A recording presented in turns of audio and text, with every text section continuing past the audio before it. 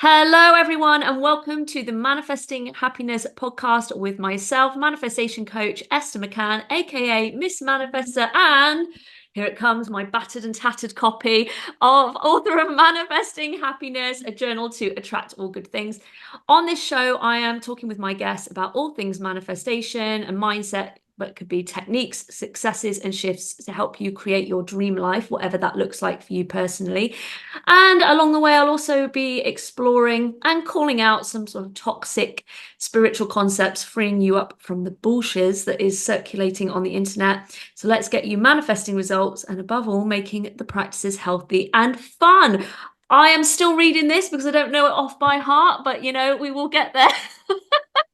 And today I am joined by my amazing good friend and mentor as well, Ryan Hartley, who has got his own podcast, which I'm going to just shout it out. It's the Always Better Than Yesterday podcast. Ryan has had some insane guests on there. Let's just say he must be a master manifester of creating incredible connections because the people he gets are wild. He's had Matthew McConaughey, Dr. Bruce Lipton, who I always like to say is like what is he, the founder of Lipton iced tea, which he is clearly not. And he's just reached his 250th episode, so congratulations, Ryan. Say a big hello and introduce yourself to everybody. Hey, my friend, thank you so much. I wouldn't be here if you wouldn't have been on my podcast, like episode 22 or something like that, wasn't it, in the early days? So I wouldn't be here without you. But yeah, so good to be joining you. I'm Ryan Hartley from the southwest of England. Been with my wife since I was 15. Got two little children, two dogs, and yeah, I run a company called Always Better Than Yesterday, which is all about bringing more heart-centered leadership to the world. And I think you do that so Thank you. well, Ryan. Honestly, you do. I mean, I always tell everybody the little story about how we connected Yeah. for the listeners. It was back in, what was it, 2018, wasn't it? I think. Probably, yeah. Yeah, October 2018. And I just really started my coaching business. And I got a DM from Ryan on Instagram, and I was like, oh, like I'm very dubious. I'm very suspicious of everyone. But Yeah. I saw that we had a mutual friend, which was my best friend from high school. So I messaged her and I was like, is this guy okay? And she's like, oh, he's fine. He's fine. He's really lovely. And then I remember we arranged to have a phone call, and I was on a road trip. And that was it. We had an amazing phone call. We, both said, okay, we're both coaches. We're going to commit to leaving our jobs and doing this full time, which we both did. You did it before me as well. So, props to you for getting in there first.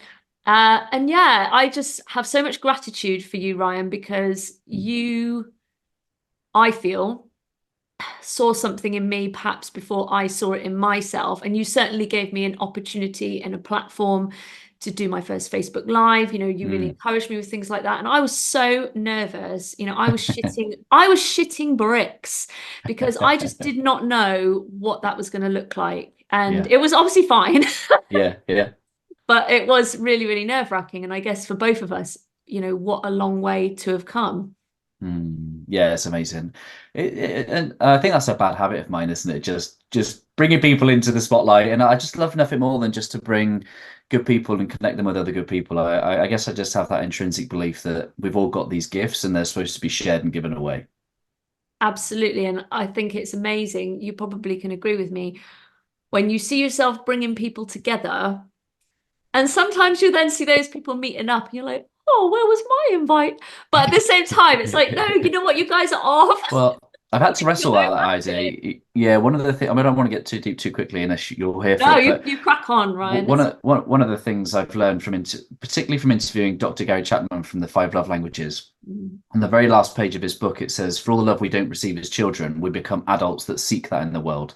Mm. And for me, I used much like a lot of the coaching industry does. I'd found this thing that was giving me a lot of love and validation in the world, and so I had to check my ego in the very early days when good people I was connecting, because I knew I had this paradox. I knew that that was my gift, but I also had massive FOMO that I wasn't involved in. So, with people like Jonathan and Christine and Shay and Luke all connecting outside of in the States and people here too.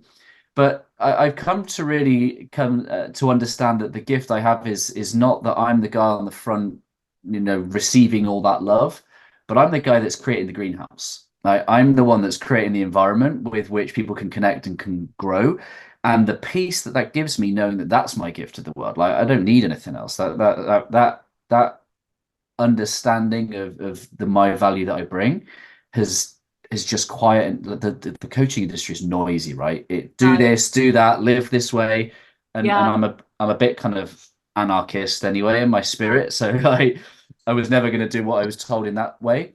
But finding that peace in, I guess it's in my identity, is that peace in knowing who I am and what I bring to this world has helped me come to the world as a loving expression of that rather than using that to receive love.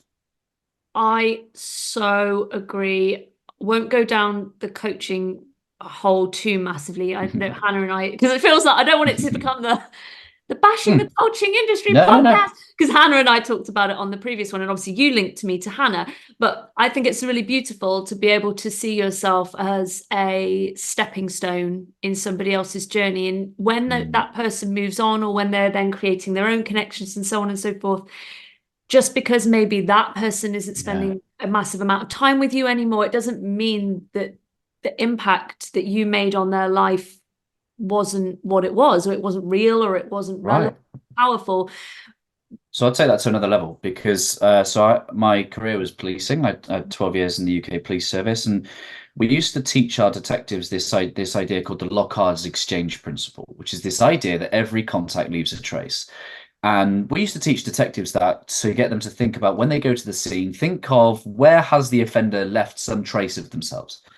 But I kind of, in my leadership journey, started to realize we needed to be teaching leaders that concept because every contact leaves a trace. Every interaction we have with people either leaves them, better or worse in some way. And that's really the founding principle of my approach, the heart-centered approach. I call it heartprint. Heartprint.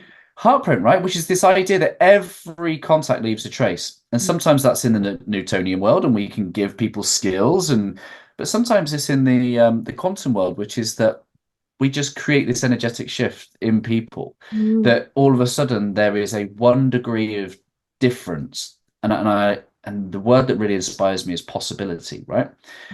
So our heartprint isn't the people we serve. My heartprint isn't in you as someone that I've mentored. My heartprint isn't even in my children. My Mm. heartprint is in everybody those people go and interact with. And Mm. that sort of perspective of legacy and ripple effect and heartprint blows my mind because the possibilities are endless. And that's not to say you sit there and you take credit for everything people do.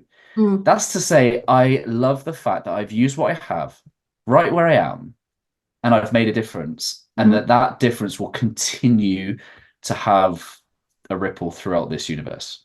I think it's so important though, not in a pride or boastful sense of ego and arrogance, but I think it's so important to recognize Yeah.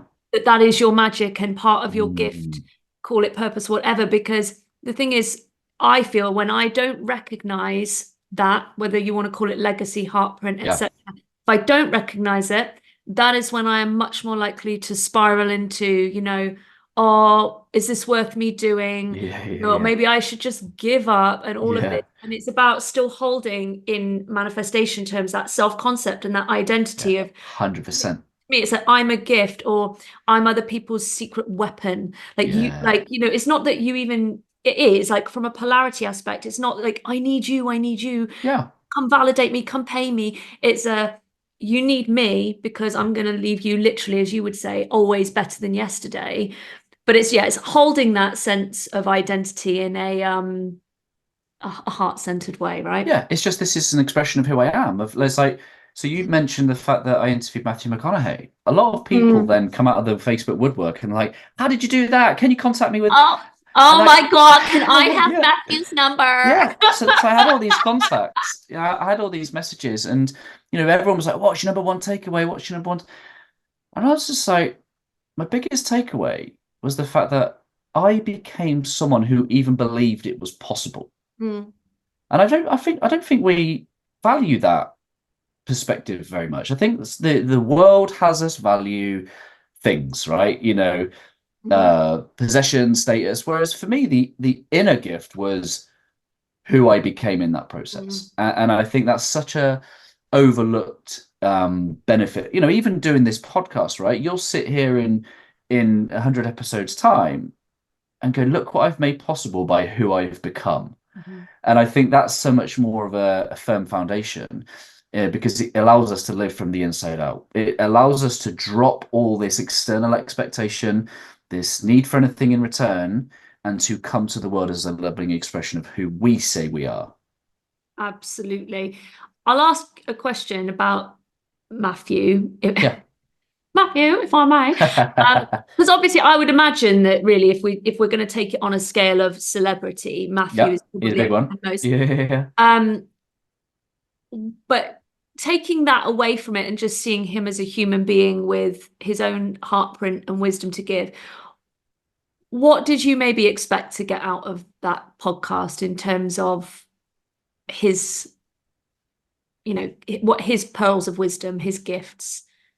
Yeah, I was on a faith journey at this point, and I've already come to this heart set of not putting people on a pedestal.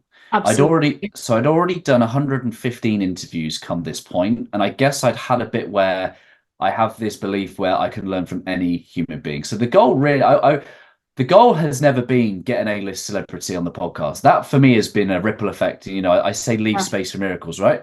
I don't know how that's happened. That was not of this world, non-linear type miracle that kind of came back to me.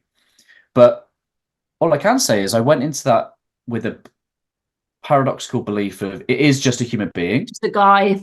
But it's also a human being that his time is very valuable to him. So I made sure I did all the prep. Poor Mrs. Hartley, she had to sit through every Matthew McConaughey film in the 2 weeks leading up to it, Yeah. So I did my prep, I did my research because I wanted to honor his time. But I got on the call with him and people say don't meet your heroes. Well, just get better heroes, you know what I mean? Because he was a down-to-earth human being, gracious, respectful, funny. He was up for, he says don't half-ass it. He says just want to be here. And I felt that in his presence. He was true to his word. And I can't fault the guy. I thought he was an incredible human being.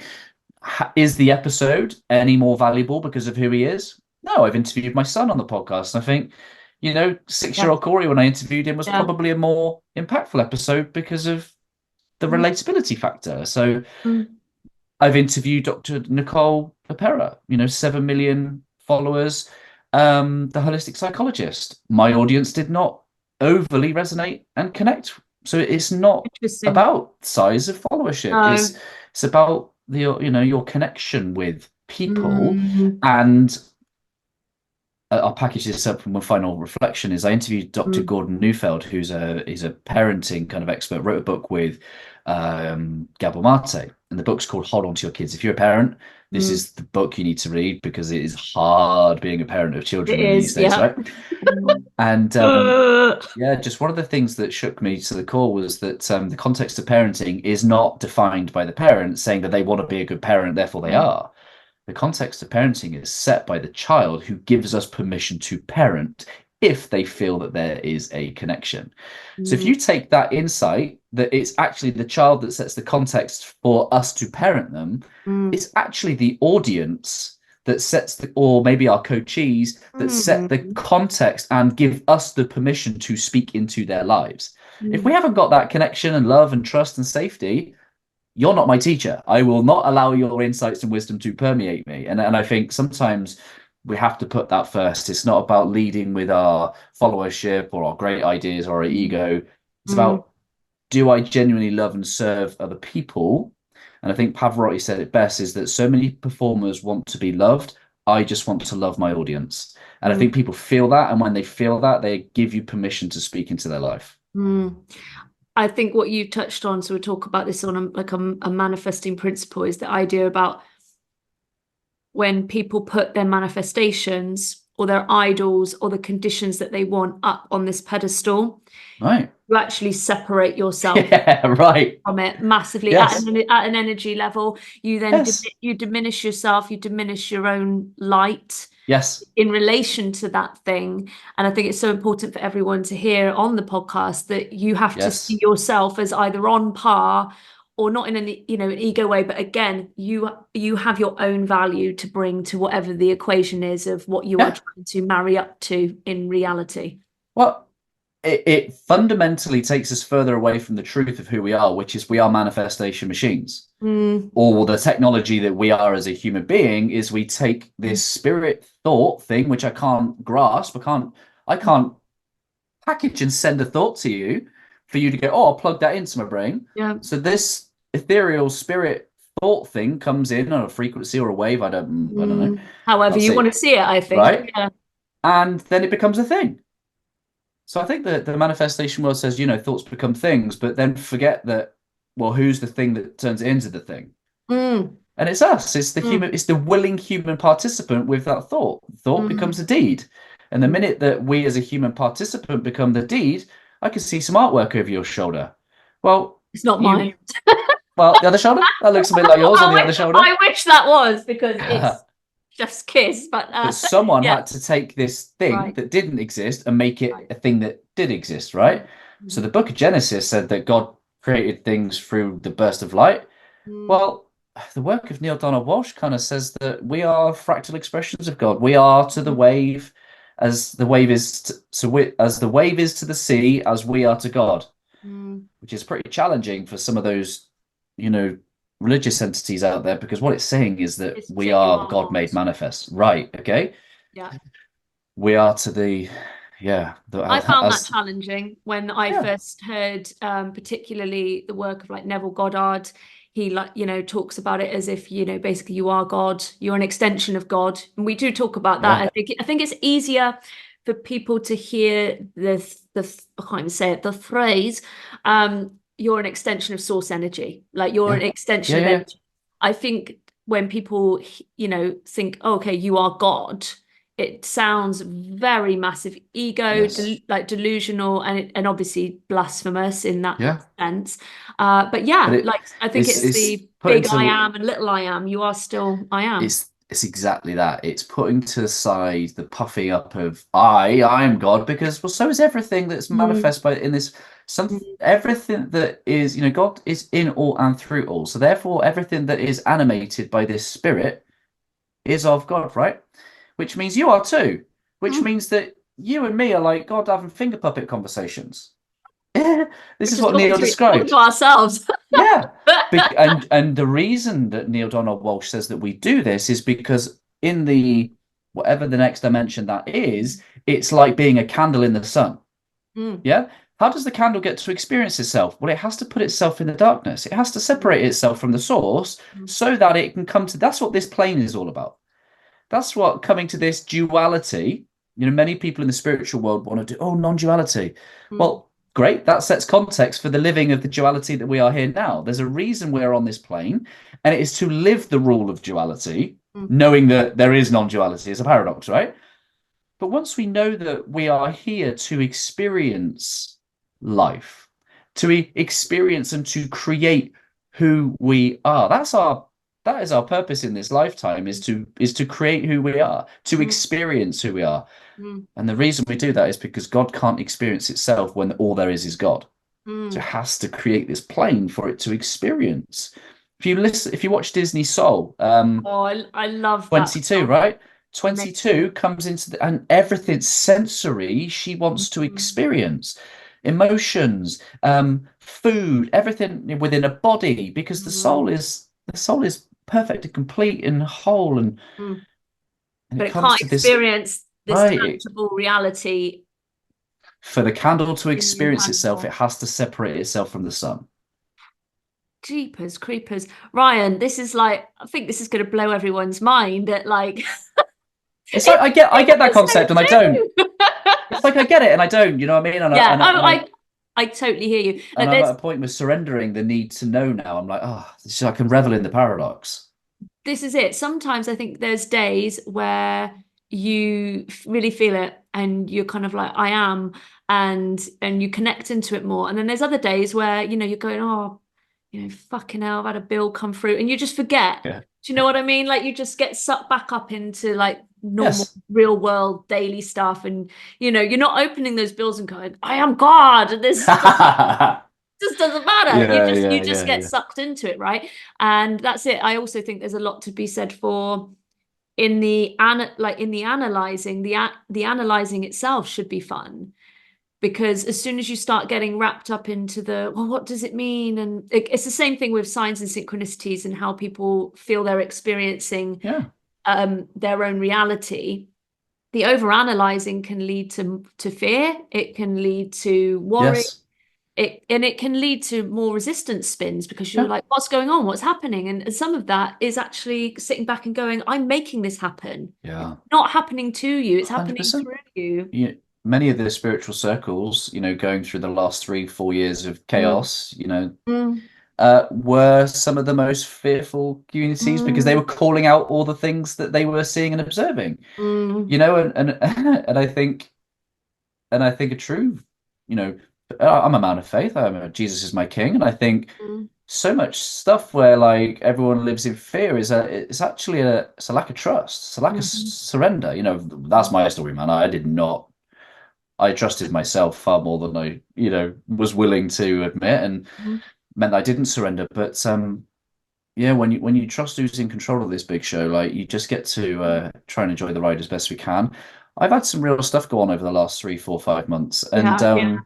I've got to a state where I've not wanted to change any of it Mm. because I'm at peace with whatever it is that's happening. Not that I would choose it and love to have it every single day of my life, but because I know that, like the yin and the yang, that there's always a good in the dark and the dark in the light. It's like, And that's what it, makes the one. So right, my experience of when I first encountered duality and non-duality, I just couldn't get my head around mind it. bending. Yeah, Yeah, so the way I look at it is that you have what we perceive as good and bad, and what you label up as bad. Obviously, most of the time we're trying to move away from that as quickly as possible, mm, because we're like, that's bad, I don't want it, and I want to get over to the good. But in terms of the energy state, and this is where, like you're saying, yeah, surrender comes in, the more you focus on the negative and going, oh, this has got power over me, or I don't like it, the more it again continues to amplify and it builds its own momentum. So in the ability to accept all of it, you yes, you go, yes, I accept the duality of all yeah, the conditions. Then you actually move to the oneness and the right, non-duality. So it's like they're both and your ability to part of the ascend. parcel. Yeah. Yeah, But you have to come to accept and go, well, do you know what? As soon as I put my hands up and go, well, whatever, fuck it. It is what it is. I don't care.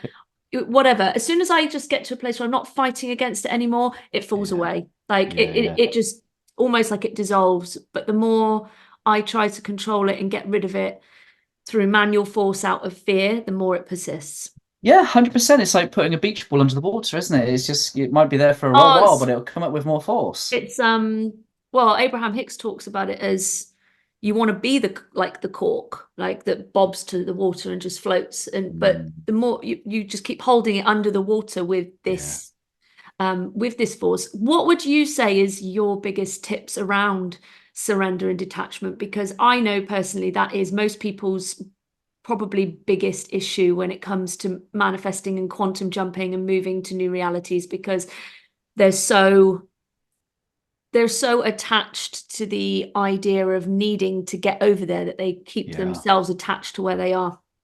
So I'm caught between the feeling of like, because I know what it was like, right? Really to try and control my own destiny, try and work my face off. I hated the phrase, it is what it is, because my mantra will be, it'll be what I make it, right? Sure. Whether that be the family, the house, the Mm, job, like the business.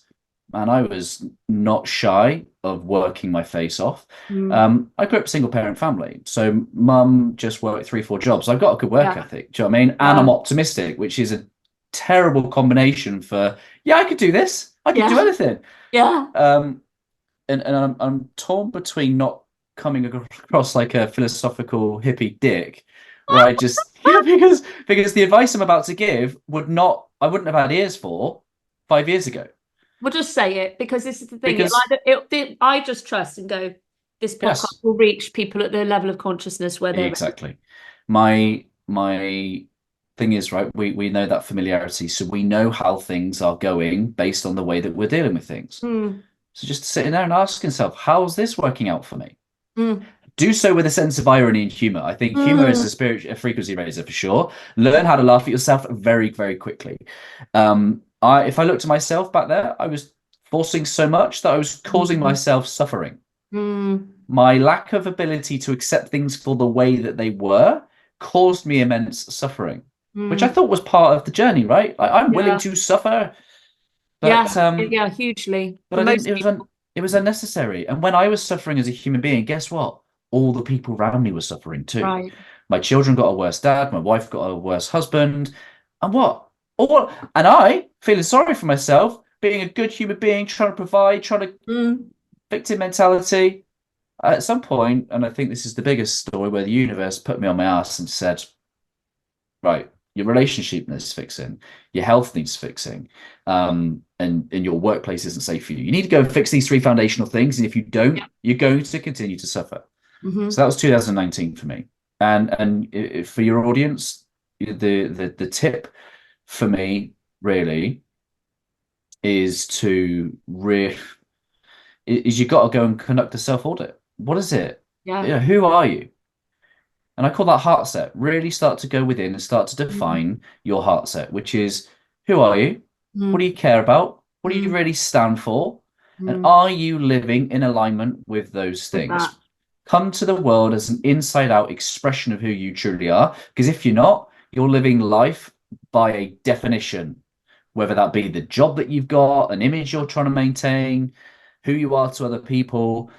And you will never feel peace because you're not living by your values. If you compromise your values, you compromise your peace. So Mm, it starts there for me as a practical thing. Go and get to know your values. Get yeah. to know the core of it's like the stick of rock bit, right? It's in the middle. In the middle of your rock is Yeah. this little written word, and those words are the things most important to you. And value and purpose has been a really big one for me. Too many people want to literally define a purpose in a Mm, sentence. mm, I prefer to create a kind of like a buffet of almost like a uh, basically an area of life where this is where I come alive. And for me, mm, there's three pathways to finding your purpose. One is mm, what is it that you're passionate about? What mm. is it that absolutely captures your heart, your imagination, gives you energy? And I think passion becomes purpose when we serve other people with that, right? Mm. In Jesus's day, passion used to mean suffering. Mm. The passion of Christ, right? That's really Suffering. nice, yeah. So there's something about pain in our purpose too. And Mm, um, I think pain becomes purpose when we use our own pain mm, to help others either overcome or avoid mm. the pain with which we've once experienced. There's Yes. some scripture that says Paul's pleading to God. He's got thorns in his flesh, and he said, God, he pleads 3 times, please remove these thorns from my flesh. And God's response in the Passion Translation Mm, is, in your weakness, you will find my fullest expression. Now, when we realize that actually, if we can look into our pain, mm.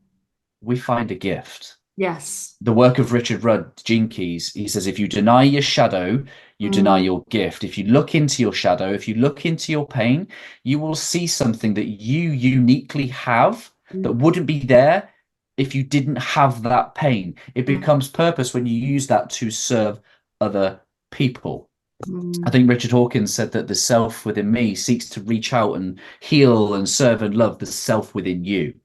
mm, That's a little bit kind of beyond my comprehension to explain in any great detail, but it's like mm, if we are one, mm, then my value in this mosaic is to contribute my bit to help the bit mm. that you need help with. Yeah, I think it's that we're all our own medicine. I personally believe that we are our own medicine to ourselves, but we're also our own medicine as like if we are God, Yeah, we're our own yeah, medicine to one another, constantly exactly. healing and mirroring and Yes. experiencing each other to And grow. I help you do that, and then I get the ripple effect back that goes, wow, Mm, you are quite useful and worthful, and maybe all those things that were said about you weren't true, and this is maybe who you truly are. So it's a two-way process. It's a wonderful reciprocity that comes when we naturally recognize this is the heart set stuff, right? If I am one piece of an 8 billion piece jigsaw puzzle, my job isn't to think that I'm the best. My No. job is when I realize that, I both have like humility to realize, dude, chill out, you're one in 8 billion, Mm, but I have the responsibility to place myself where only that piece can go. mm, Otherwise, the jigsaw remains incomplete. And who am I to make the jigsaw incomplete, right? I've been given something that only I uniquely have. Figure that yes. out, place myself. It's the same as like when you just take, it's a bit like earlier when I said, oh, it is what it is. And you were like, I have that, the energy behind that sentence to me gives me freedom. Whereas for you, Yes. you were like, ugh, like, it was an ick Oh, I statement. felt like passive. Yeah. I Yeah. felt But like giving up. it's again, there's probably a dualistic Yes. reframe here with you're 1 in 8 billion, okay, you're only 1 in 8 billion, and yet at Yeah. the same time you are one in Exactly. 8 billion. If Walk that you're listening and paradox. you would not have seen my eyes just go, you are one, Yeah, like yeah. pop out But of my both are true. head. Have the humility, but you've also got the responsibility. Yeah. 8 billion, but none like you. And I guess Yeah. the last, just to wrap up the purpose bit, so we've got passion, we've got pain. The last thing is Yeah. possibility. The Mm, third bit is possibility. Nothing inspires me more than understanding the possibilities I create for other mm, people. And whether you think it or not, everybody creates possibilities for mm, other people. Every contact leaves a trace. So get clear on your passion, the things that light you up, and the gifts and the skills and the talents you have. mm. Paul says the gifts, no, Peter, 1 Peter 4:10 says the gifts that you have, they're for those in the world who need it. And Yes. that for me is the objective number one. What do I Mm, have? Who needs it? What possibilities do I create when I mm. share those things? I'm going slightly off track now, but It's okay. two things came up from that for me that I would ask you is the scripture you said about the people who need it. Yes. And that links to me to human design, because I think Yes. you and I, which we can probably do a whole other thing on that, but because you and I both projectors. Hmm. So I think that we both have that thing of like we're here to be seen, we are a light, but sometimes we can't see ourselves, can't experience ourselves. Do you have any advice to anybody who, when they're like, oh, I've got this, this light to give and I'm trying to be a really nice person and people just don't want it, or they just throw it back in your face or whatever, then maybe not able to receive that love, maybe, for whatever reasons, conditioning reasons. Yeah, do you have any advice to people about where they should be kind of placing that energy? Because I know a lot of people you see it in religions, don't you? Oh, I really want them to come to God and all this, and it's like, yeah, but you're going in too hard. Like, Yeah. yeah. Do you have any guidance for people on that? Because I think they want to see people get better, but sometimes people are not in the place to receive. Yeah. So Yeah.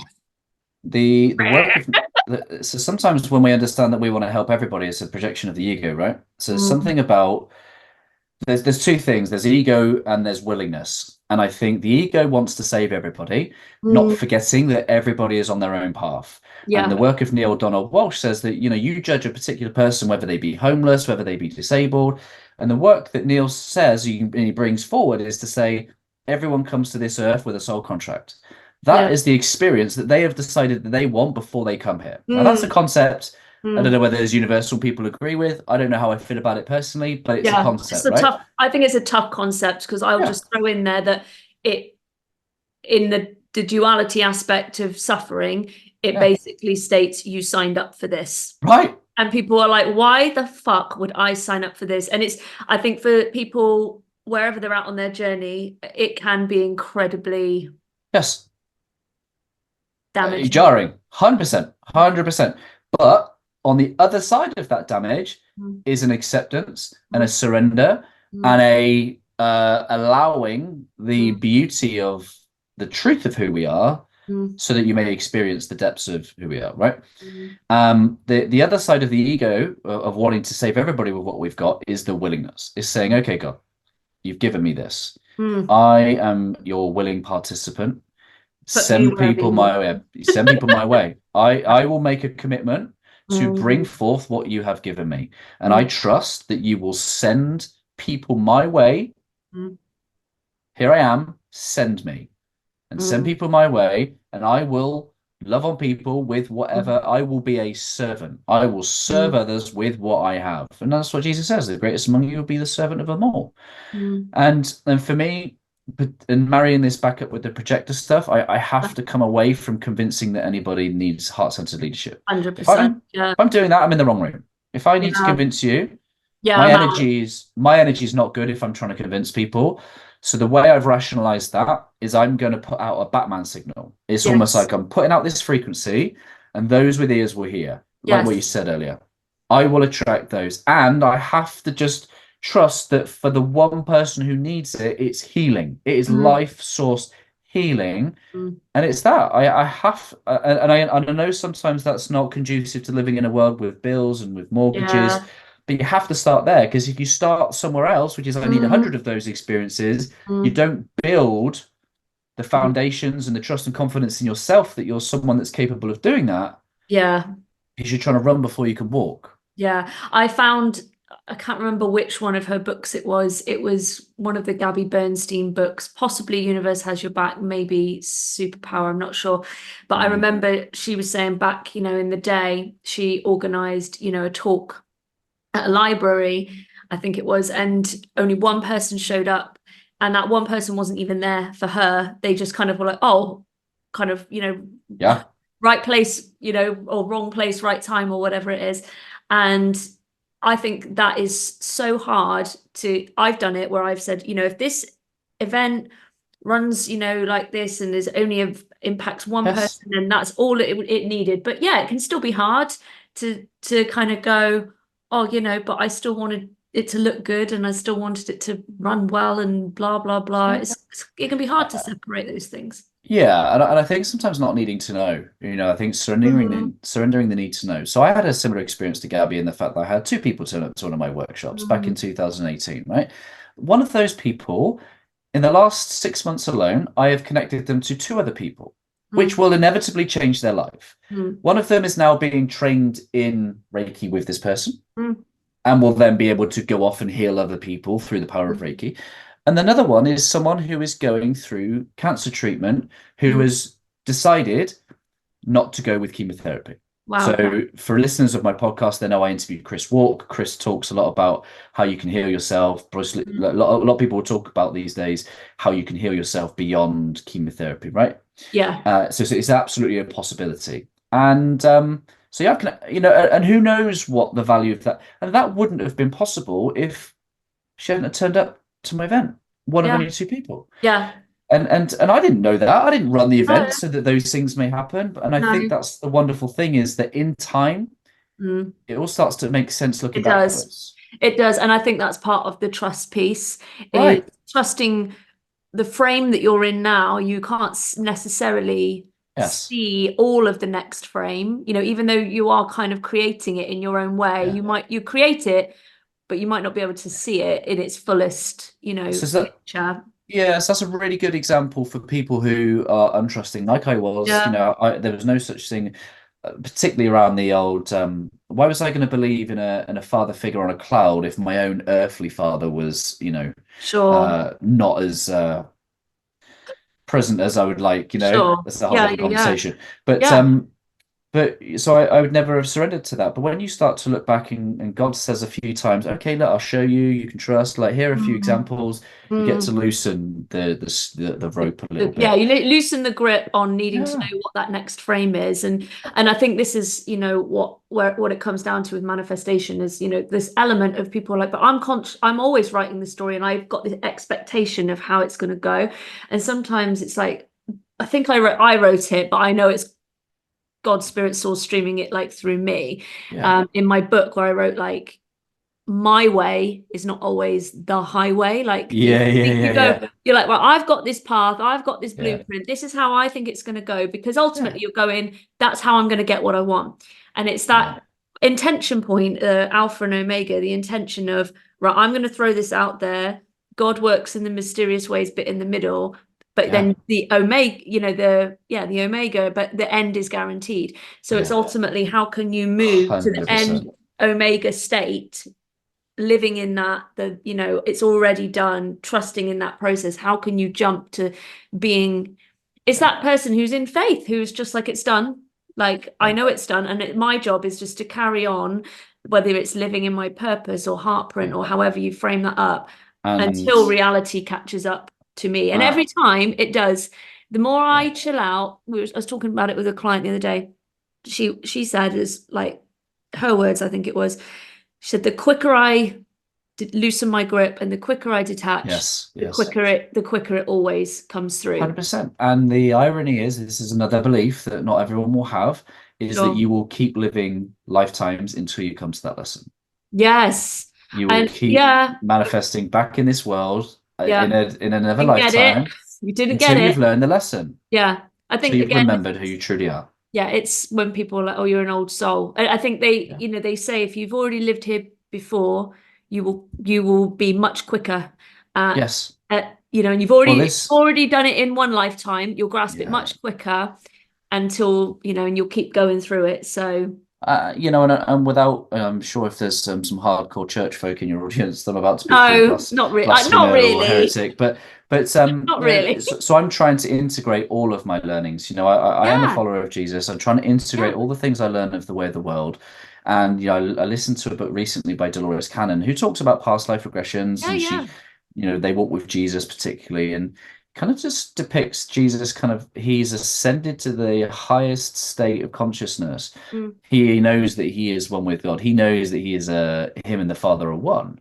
And it's almost like, yeah, he came to this world and he had such a control over who he is. Like they even talk about how on the cross that he chose for his spirit to leave sooner than that which a normal body would have done, because he was in Right. such control of his He's like, I'm out.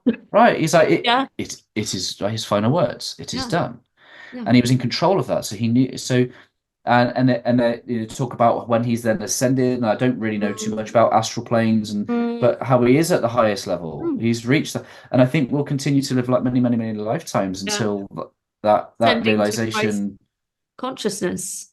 Yeah. But and one of the things that I find funny is there's this character in the Bible, Thomas is one of the disciples, and people call him Mm. Doubting Thomas because he's Definitely. one of the guys when Jesus returns.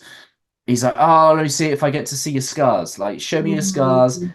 And Jesus basically says to him, okay, blessed are you because you've believed, because you've seen, right? Mm. That's where manifestation starts, right? We start to trust and surrender because we believe, because we've seen. Because Mm. maybe there's an angel number, and maybe something came in the bank, and maybe Mm. there's a synchronicity I couldn't quite explain, and Mm. my nan passed, and there was this thing, and then there was the exact Mm. money that I needed to pay my tax bill, Yeah. and it's like, all right, cool. Well, maybe So I'll you're start building trusting. faith off of the I three. believe because I've seen. And then Jesus invites us and he says, even more blessed are those who believe without seeing. And Yeah. how great is 100%. it? And he says, I have come so that you may live life to the fullest. And Mm. I didn't mean to turn into a pastor right now, because that's the irony is, like, 5 years ago, I didn't have any faith. That's a whole story in a podcast in itself. But there is such freedom Mm. in that. Mm. Like to know that actually, do you know what? It's not logical to have faith. No. Because if it was logical, it would be called logic. Mm. There is no algorithm. That's There why it's is called no faith. right. That's why it's called faith. It requires a spirit of the Yeah. heart to say, I know that there is something deeper Yeah. than the algorithm of logic that says, yes, there are 72% chance that this thing might be real, and therefore you're probably, Mm. probably need to believe in this stuff. No, Yeah. it's faith. And obviously the whole work of Bruce Lipton is Yeah. that from our consciousness, from our belief, all Yeah. things will be And that's created. and it's ultimately seeing with your spiritual eyes before seeing with your physical eyes, but Right. in being able to, whether you want to even call that visualizing, Yes. you're seeing in the mind's eye, and having it backed by faith, Yeah. it will ripple out into something that you then do see with your Yeah. actual 3D eyes. But obviously most people are like, I need to see it. And yeah, and I guess And I as do you're work with speaking, people at that level, by the way, when I yeah, first work with people, because to just say to people, yeah, just believe it. Just believe it. yeah, yeah, You know, yeah, it's yeah. it's as But with even so more many blessed. things we've talked about, like you can't necessarily jump from this level to this level And No. sometimes it does take that little bit of like, oh, Yeah, yeah, hold yeah. up, I threw an Well, it's intention out and now I'm seeing yeah. it. Okay, Well, and then we move. it's like the map of consciousness. Sometimes Mm, we have to ascend by, the route of anger mm, to get ourselves moving, turn mm, that anger into love and desire. We have to go through, we happiness. can't stay there, you know what I mean? And so we Right. start where we are, and as we Move. go, yeah. Um, I was going to say something, I forgot. Oh, it might come back to me. Well, listen, Ryan, we've I'll tell had you what I was like, going to say. I'll tell you what I was going to say. oh, The bit that you said at the very start around how I saw something in you, I think that oh, is something that I've come to realize because I'm not very much in this world sometimes. I'm in a different world and I think that is a being able to see things for the way that they could be rather than the way that they are mm, is a vision, right? It is a mm, spiritual process because there's something that I guess that I'm now being played because you've played that back to me. I'm now able to receive the gift that you've made it, which is that yeah, that is a very spiritual gift, which is the ability to see things for the way they could be. mm.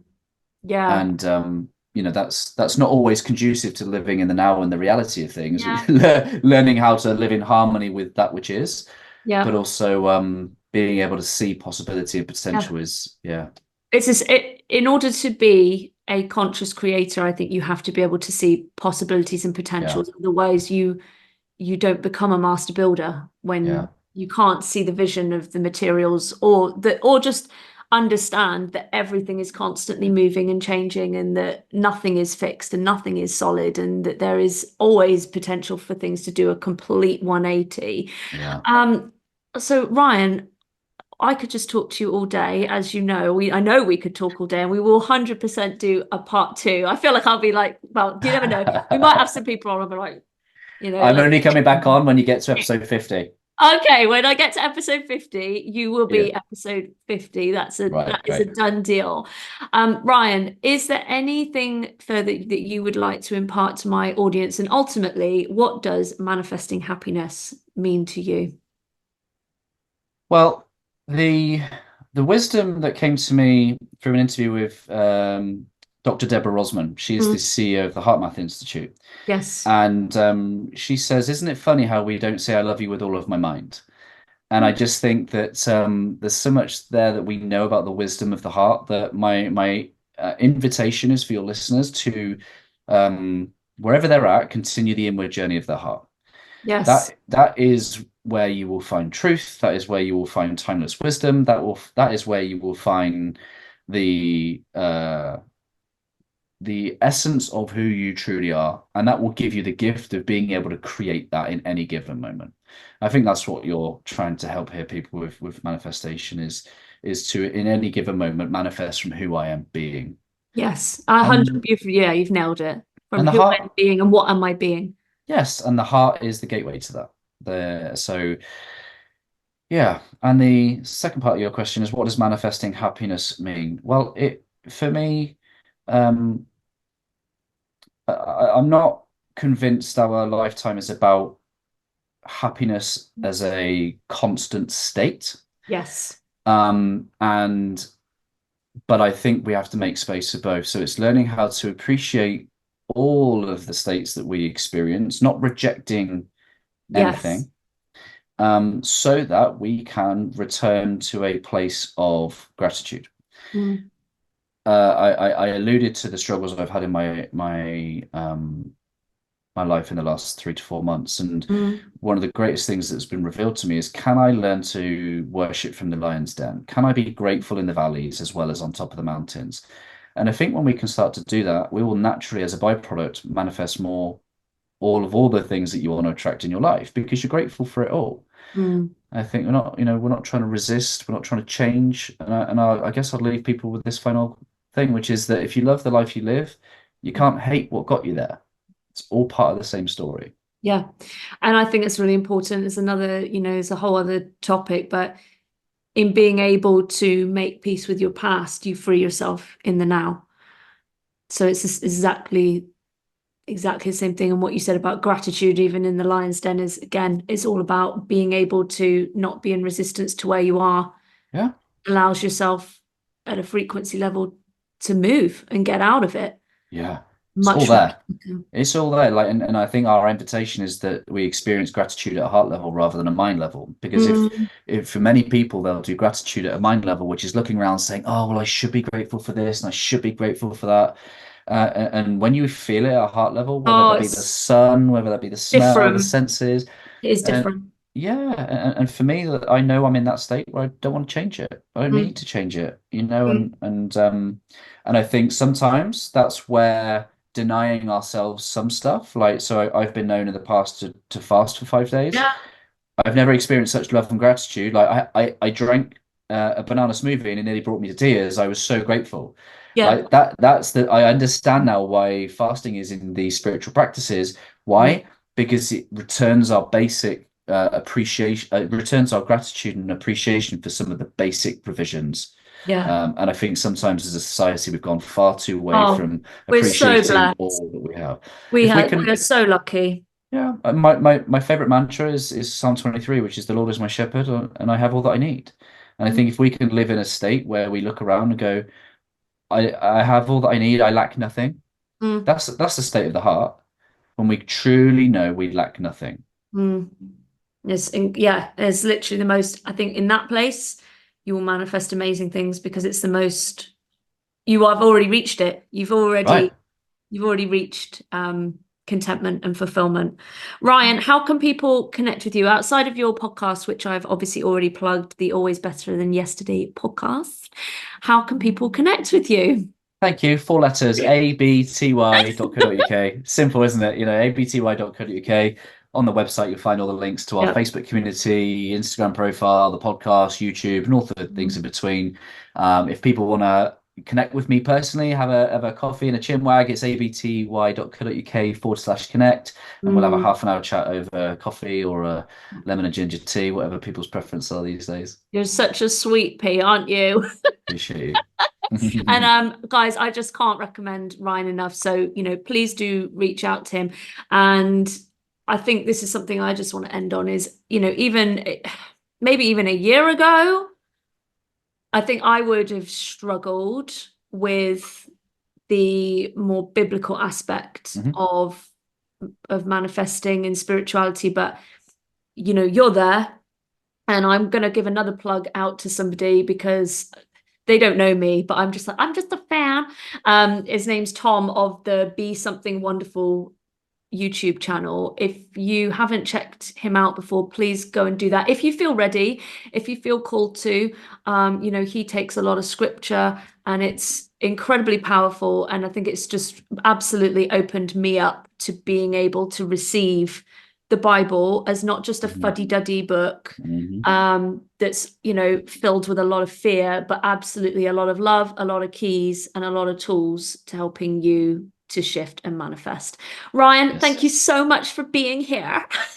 I appreciate you, my friend. Thank you. Good luck with the rest of your podcast and I just grateful to be here with you. I'm always grateful to have you here. And guys, thank you for listening. Sending lots of love, light, blessings your way. And I will catch you in a couple of weeks. Take care. Bye.